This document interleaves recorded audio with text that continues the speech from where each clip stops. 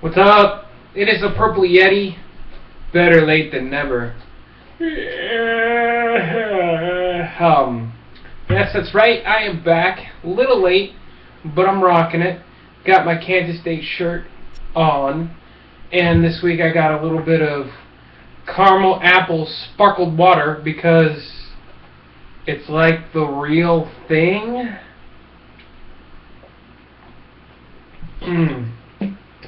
Yeah, it is, but 0 calories, which means it's probably with like sucralose or something, and it also means that I'll probably get cancer in about 2 years, give or take, some. So, I'm back. It was a crazy, wild 13th weekend of college football. I missed a lot of it because I was in Dallas doing Doctor Who stuff, although not officially a part of whatever the shenanigans that were gone over there, but I had some peeps there that needed to go see because this Purple Yeti has a warm heart.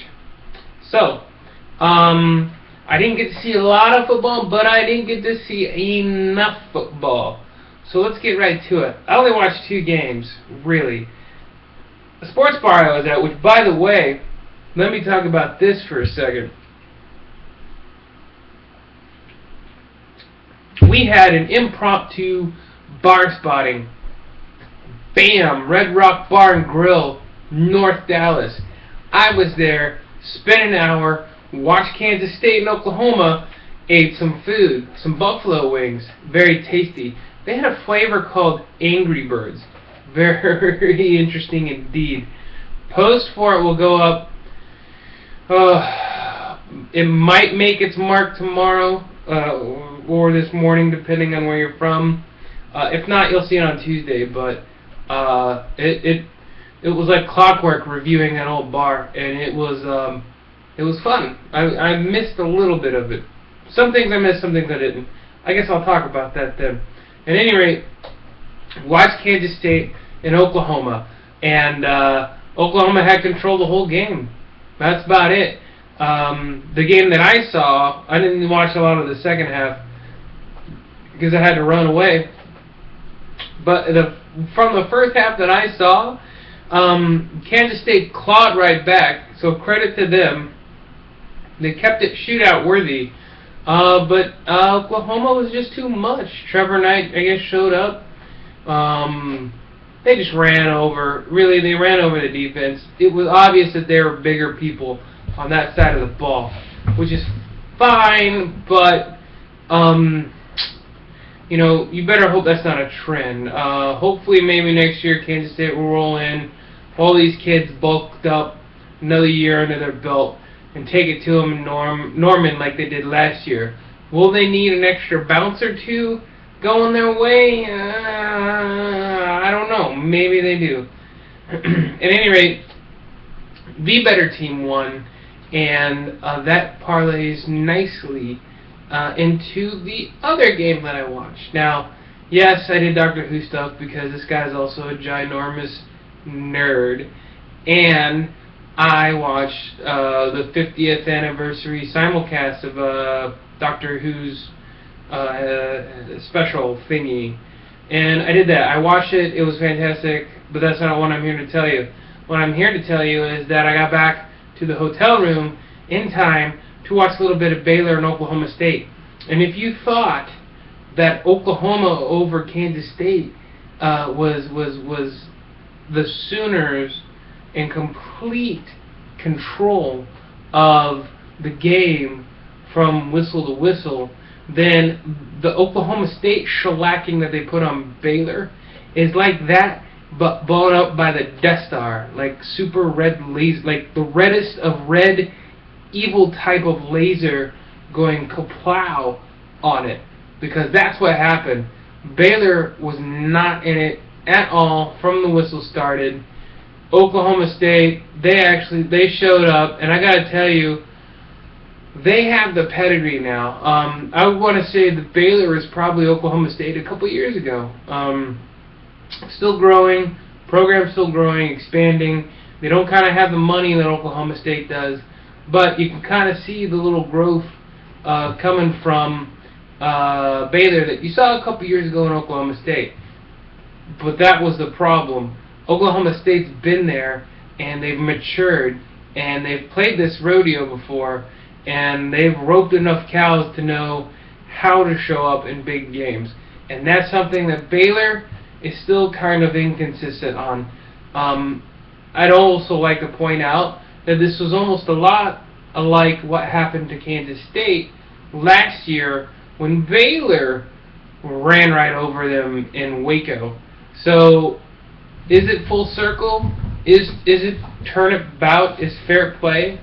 Or is it just the face of college football and how we spectate and how things get played out? It almost always seems like the stronger team, the best team, wins out every week. Like, every week. That's why I don't buy those fluke wins and stuff like that. So, congratulations to Oklahoma State. Congratulations to Oklahoma. Okay, congratulations to the state of Oklahoma. You did great. Good job. Now, another Big 12 news. Iowa State showed up and beat the crap out of Kansas. This was unexpected. I figured that Kansas had their running game intact, but I guess it didn't matter to Iowa State. They must have been angry or something. At any rate, Kansas got shut out. Iowa State, I think, rolled 28 points on them.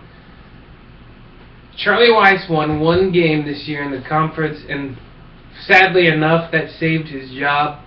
I, as a Kansas State fan, love it. Not sure if the rest of Jayhawk Nation loves it. So we'll see how this plays out after this year is over. That Sims kid's a beast. I don't know what happened. I didn't watch it, and I'm done with it. Whatever. Because it's the Sunflower Shootout. Okay, Showdown, okay? They didn't have to change that one. It is the Sunflower Showdown. It is Kansas State, Kansas, this weekend, Thanksgiving Day weekend. Bring your leftovers out. Get ready to sit your fat ass, like I'm going to sit my fat ass on the couch to watch this one. Should be pretty exciting. I think it's going to be a lot closer than what a lot of other people think. We'll find out. It's in Lawrence. I hope everybody has fun watching that one, because I know I will. And, can't wait. Now, on to some national stuff. Florida. Georgia Southern beat Florida. An FCS team beat Florida. Now, it wasn't on the level that you saw in Appalachian State over Michigan. But granted, Michigan was rated pretty highly, but so was Appalachian State on their side of the division. They were actually like pretty good, defending champ good on that side. So, whereas, I mean, in both cases, it was the supposed largest school underestimating the other one. I think the one where Michigan lost was a bigger shock than what this is. It also happened early in the season, whereas right now we're toward the tail end. And it's the SEC. They do what they classically do before their last big rivalry game of the year, is that they fit in a scrub like a week beforehand. And you know why? Well, this weekend proved it. Baylor got their asses kicked. We'll talk about another team here in a second. So, that bug came back and bit Florida in the butt. But they're flaming out anyway. Don't know if Little Muschamp's going to return. We'll find out. So, there's that. The other thing that really jumped out was, of course, Arizona shellacking Oregon. So I saw an updated score of that, and I was like, you gotta be kidding me. Nope. Arizona took it to Oregon like no other.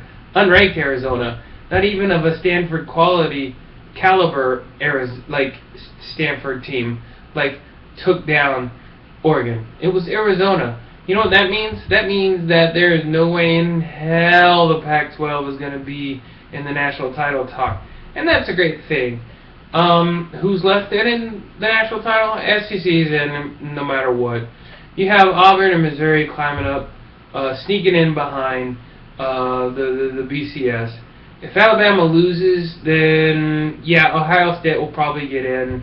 Unless Michigan State upsets them, who knows.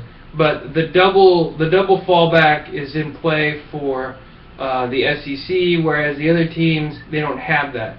Or I should say, the other conferences don't have it. So, Florida State and Ohio State, you're on notice. If you lose, then, ooh, God, you might be replaced by an SEC team. Or some other team will come up.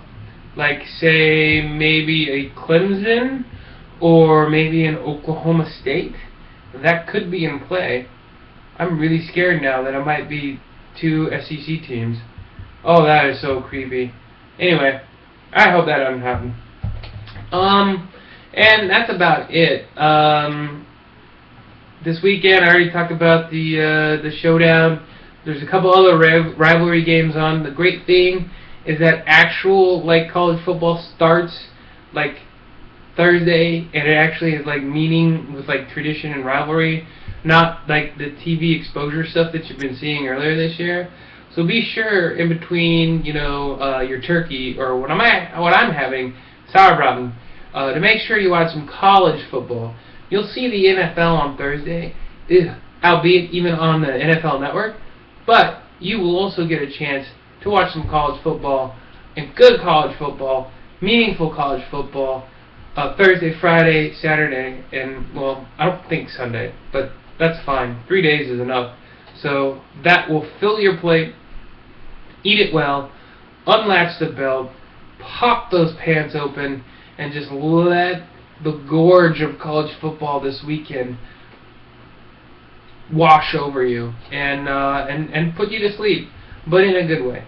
So, until then, leave comments down below. Boop, boop. Subscribe to the fake thing up above. Hey, until next time, kids. Turkey time, and I'll see ya.